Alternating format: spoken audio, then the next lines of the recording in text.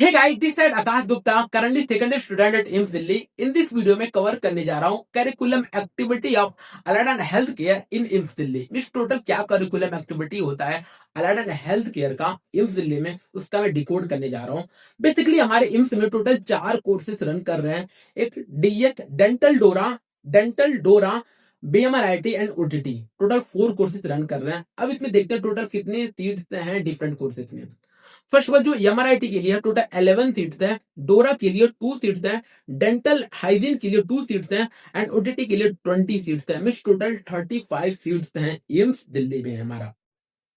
Then ऐसे different different जो अलग अलग एम्स है उसका अलग अलग मैंने कोर्स मेंशन कर दिया हूं, बट बेसिकली दिस वीडियो में एम्स का ही एम्स दिल्ली के रिगार्डिंग डिस्कस कर रहा हूं। तो ये वीडियो सिर्फ बेसिकली इसी के लिए डेडिकेटेड है। देन उसके बाद बात करते हैं जो हमारे एम्स में टोटल कितने ईयर्स का कोर्सेज रन करते हैं। यह भी वेरी करता है अलग अलग डिपार्टमेंट वाइज। जो हमारा रेडियोलॉजी का कोर्स होता है 3+1 ईयर्स का होता है, एज वेल जो ओटीटी का होता है 3+, ओटीटी के लिए भी 3+1 ईयर्स का कोर्सेज होता है। बाकी डेंटल हाइजीन एंड डोरा के लिए 3.5 ईयर का कोर्सेज होता है। मीन 3 ईयर में हमारा थ्योरी प्रैक्टिकल होता है, लास्ट 1 ईयर में हमारा इंटर्नशिप होता है for BMRIT as well OTT के लिए। एंड डीएच एंड डोरा के लिए 3 इयर्स का थ्योरी प्रैक्टिकल होता है, लास्ट हाफ ईयर में उनका इंटर्नशिप होता है। उसमें इंटर्नशिप में हमें गवर्नमेंट कुछ अमाउंट की सैलरी भी प्रोवाइड करती है। देन उसके बाद डिस्कशन करते हैं कि ड्यूरेशन ऑफ कोर्सेज हो गया। देन फीस स्ट्रक्चर के बारे में बात करते हैं। फीस स्ट्रक्चर में हमारा जब स्टार्टिंग में आप एडमिशन लेने आओगे, टोटल 4 इयर्स का कोर्सेज का फी है 425 एंड हॉस्टल चार्जेस 675 में टोटल फीस हमारा 1100 ओनली चार्जेस हम लोग पे करना पड़ता है एम्स को। बट हमें 1000 एक्स्ट्रा हॉस्टल की रिगार्डिंग पे करना पड़ता है, वो हमारा रिफंडेबल होता है। हम लास्ट टाइम जब हमारा कोर्स कंप्लीट हो जाएगा तो हमें 1000 हमें एम्स वापस रिफंड कर देता है। मीन्स वो जो 1000 होता है वो हमें रिफंडेबल होता है। देन उसके बाद बात करते हैं हॉस्टल अवेलेबिलिटी। गाइस, जो हॉस्टल अवेलेबिलिटी है फॉर एम्स दिल्ली में, हमें हॉस्टल अवेलेबल होता है। फर्स्ट ईयर सेकंड ईयर में आपको कंप्लीट सिंगल रूम अलाउटेड होता है। बाकी थर्ड ईयर में इंटर्न में आपको ट्रिपल की शेयरिंग होता है और वो मेन कैंपस में अलाउटेड होता है। अब बात करते हैं जो हमारे नर्सिंग का है। नर्सिंग का में हर एम्स में उनको हॉस्टल एम्स प्रोवाइड ही करता है, एम्स प्रोवाइड कर देता है, तो उनका कोई इशू नहीं होता है। अब एक मिनट फोकस करते हैं किस एम्स में हॉस्टल की अवेलेबिलिटी है, किस एम्स में नहीं है, उसका थोड़ा बहुत डिस्कशन करते हैं। बाकी इसका मैं कंप्लीट वीडियो जब आपका पेपर हो जाएगा, means after completing the exam, उसके बाद हम लोग कंप्लीट डिकोड करेंगे कहाँ कहाँ पे एम्स में हॉस्टल मिलता है, कहाँ नहीं मिलता है। बट अभी मैं थोड़ा डिस्कशन करता हूँ हॉस्टल के रिगार्डिंग। एम्स बठिंडा में आपको हॉस्टल की अवेलेबिलिटी है, बिलासपुर में हॉस्टल की अवेलेबिलिटी है, एम्स भोपाल में इस रिसेंट में थोड़ा इश्यूज है, कंफर्मेशन नहीं है कि वहां पे मिल भी सकता है कि नहीं मिल सकता है।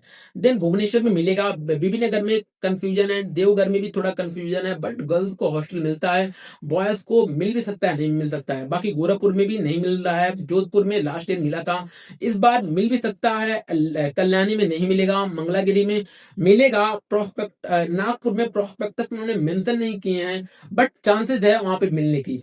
एज वेल एज पटना में आपको रिसेंटली में 2024 में स्टार्ट हुआ है, वहां पे चांसेस है इस बार हॉस्टल मिलेगा भी, मिल भी सकता है और नहीं भी मिल सकता है। एंड रायबरेली में मिलता है, रायपुर में मिलता है, ऋषिकेश में हॉस्टल नहीं मिलता है।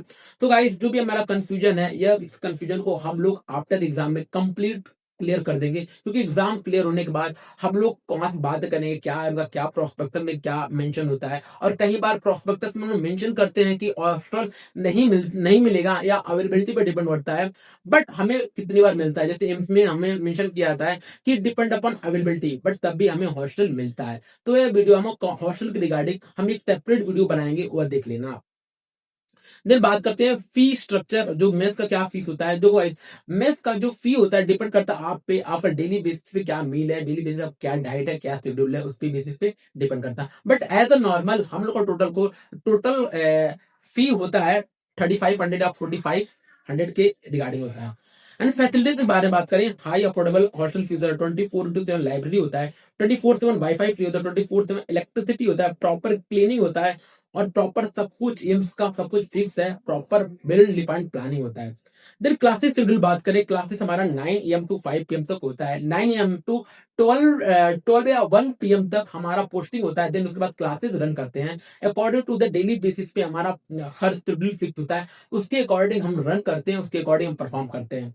देन थ्रू इसमें जो हमारा 3 इयर्स में बेसिकली थ्योरी एंड पोस्टिंग होता है। डेली बेसिस पे हम लोग, आप स्टार्टिंग में आओगे, स्टार्टिंग में बेसिकली आपको थ्योरी ही कराया जाता है। देन आफ्टर 3-4 मंथ के बाद आपको पोस्टिंग में सेंड किया जाएगा।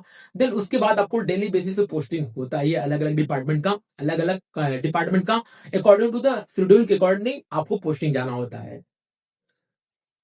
देन बात करते हैं उसके बाद summer vacation and winter vacation. Summer vacation हम लोग का भी होता है 1 मंथ के लिए, एंड विंटर वेकेशन भी होता है 15 डेज के लिए। विंटर वेकेशन डिपेंड करता है हम लोग रिक्वेस्ट पे, अगर हम रिक्वेस्ट करते हैं तो हमें विंटर वेकेशन भी मिलता है। देन फर्स्ट ईयर में सब्जेक्ट क्या क्या होता है, टोटल हमारा subject anatomy, physiology, biochemistry, surgery, anaesthesia, microbiology, computer science and hospital administration. यह टोटल कोर्सेज हमारा एज अ ओटीटी हम लोग का कोर्सेज होता है। और जो यह सब्जेक्ट है नियर अबाउट तीनों डिपार्टमेंट का सेम ही होता है। बाकी सेकंड ईयर में आते आते हमें स्पेशलिस्ट सब्जेक्ट बेसिकली फोकस करते हैं, एंड थर्ड ईयर में हमारा जो कोर सब्जेक्ट होता है उसी को ही फोकस करते हैं। मीन्स जो हमारा फाइनल एग्जाम में जिसका ज्यादा वेटेज होता है उसी को हम लोग करते हैं, उसी के अकॉर्डिंग हम पोस्टिंग भी करते हैं। एंड सेकंड ईयर में हमारा pharmacology, pathology, surgery and community medicine as हमारा अनेस्थीसिया तो रहता है। थर्ड ईयर में हमारा मेन सब्जेक्ट हो जाता है। मीन्स दैट जो हमारा थर्ड ईयर में जो हमारा कोर सब्जेक्ट होता है उसी पर हम लोग फोकस करते हैं। और क्योंकि उसके बाद हमारा फाइनल एग्जाम होने वाला होता है, मीन्स फाइनल थर्ड ईयर का एग्जाम भी होता है, और एज वेल एज उसके बाद हमें सीआरई देना पड़ता है। तो सीआरई में मेजर पोर्शन हमारा कोर सब्जेक्ट से ही आता है, इसीलिए हमें लास्ट में कोर सब्जेक्ट के लिए स्पेशलाइजेशन किया जाता है। सो गाइस, यार हमारा complete video for all about AIIMS alert and health care in AIIMS Delhi. तो गाइस, मिलते हैं अगले वीडियो में। Stay tuned and like and subscribe my channel. Bye bye, take care.